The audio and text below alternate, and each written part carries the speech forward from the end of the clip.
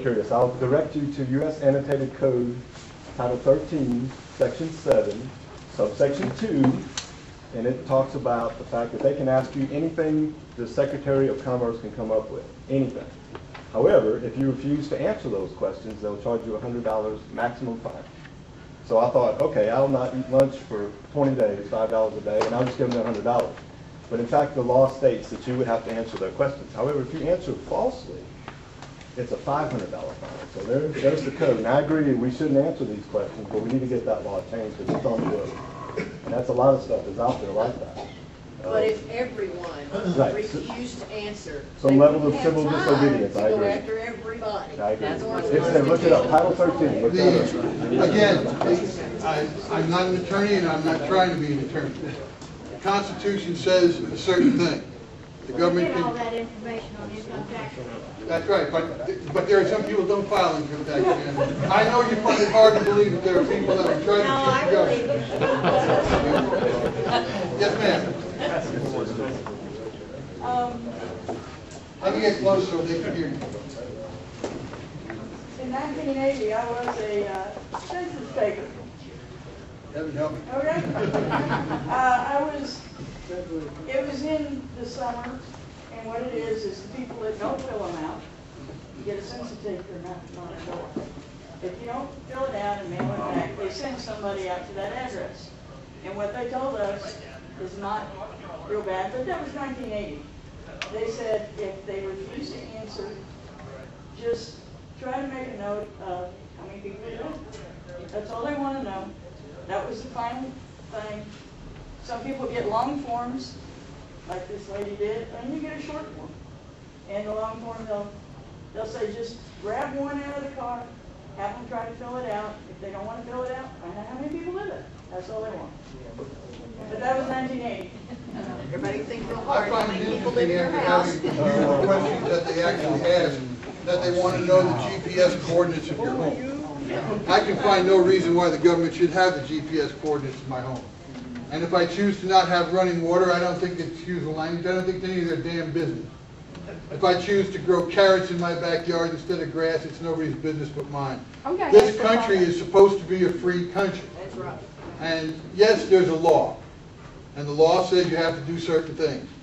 So maybe I'm saying that I choose to break the law. I'm not saying that you should, and I'm not saying that I would. But the Congress passes laws all the time that are not constitutional.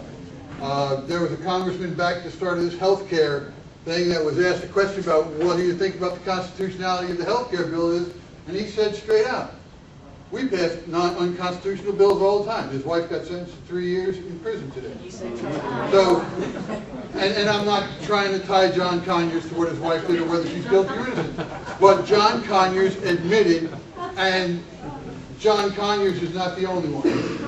Anybody, I come from the north of Virginia. I know you can't tell by the way I talk. I come from the north of Virginia, and I'll tell you that the north makes the south look pure and clean. Okay? There's more corruption there than you could think of here. So this is nice. It's nice here. But the bottom line is, anytime you get two people and $1, one person's going to want more than the other. And anytime you send somebody to Washington and you don't stand on his back and watch what he does, they are going to figure out a way to make money, and they forget about you real quick. But that's off subject of the census. So, any other quick? Oh, I get this.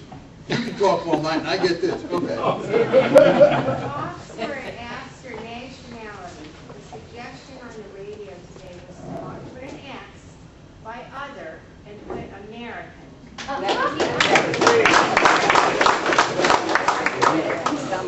Okay, David. Turn your mic on, David.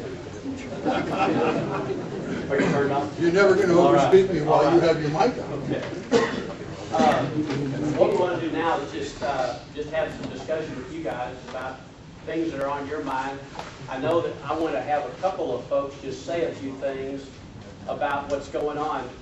You know, we have some strategies I think it's been shared with us as to grow our membership, as to encourage that membership, and to educate the membership. And we're trying to do a little bit of educating tonight, and we've planned some added education as we go forward. Robert's been working on a lot of that, and he's going to begin on a monthly basis, having some education and then some other events. I'd just like Robert just to speak to that for just a second, if he would.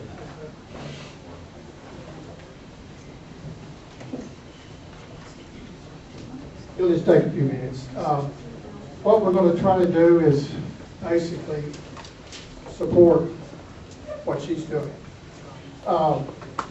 One of the biggest problems in America today is people do not know how the government works. That's why the government gets away with all that they do. If you, it always amazes me when I pull my little Constitution out, how out of out of this little list of thoughts that were developed by a bunch of really sharp people 240 years ago, how a snail darter got priority over somebody who wants to fish in a river. Yeah. Okay? How a snail darter, that's a little fish in some little stream somewhere that we've probably spent who knows how many billions of dollars to protect. There's the hydroelectric plants aren't, you can't put a dam on it because we've got a snail darter. That's an example. But what we want to do is spend time on the Constitution. Is what, and we've got a plan. This little book, The 5,000-Year Leap, is going to be our textbook. Want everybody to have one. And back in another life, I used to be a teacher. And we're going to treat it like a classroom. You know, we might have a test. Okay?